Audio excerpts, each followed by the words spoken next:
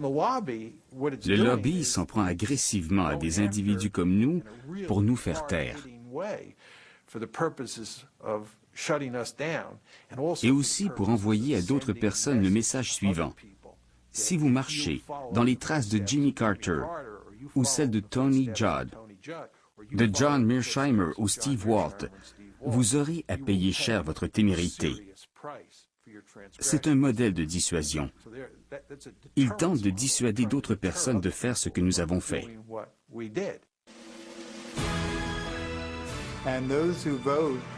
Ceux qui votent comme le souhaite AIPAC sont éventuellement récompensés en généreuses contributions électorales.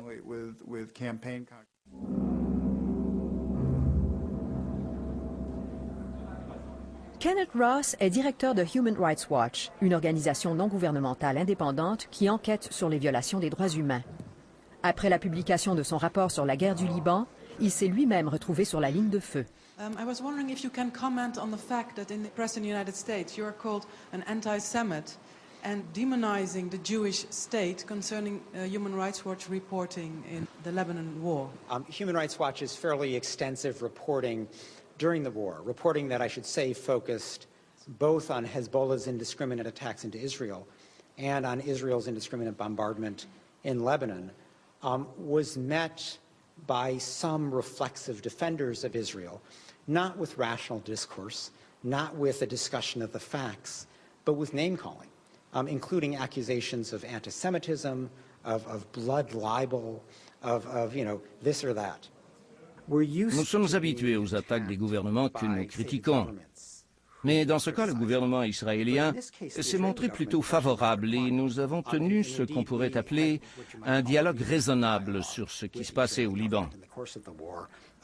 Ce sont les supporters d'Israël, surtout aux États-Unis, et jusqu'à un certain point en Israël, qui nous ont attaqués de plein fouet, et c'était inhabituel. Nous affrontons rarement ce genre d'attaque bien coordonnée de la part d'un groupe d'individus. Il s'agissait de gens qui ne tenaient aucun poste officiel au sein du gouvernement israélien, mais qui se sont arrogés le rôle de défenseurs permanents d'Israël, peu importe la conduite de ses dirigeants. Does it matter that you are Jewish? Je crois que tout au long du débat sur la guerre au Liban, cela a dû compter parce qu'il était plus difficile pour ces défenseurs acharnés d'Israël de me traiter d'antisémite.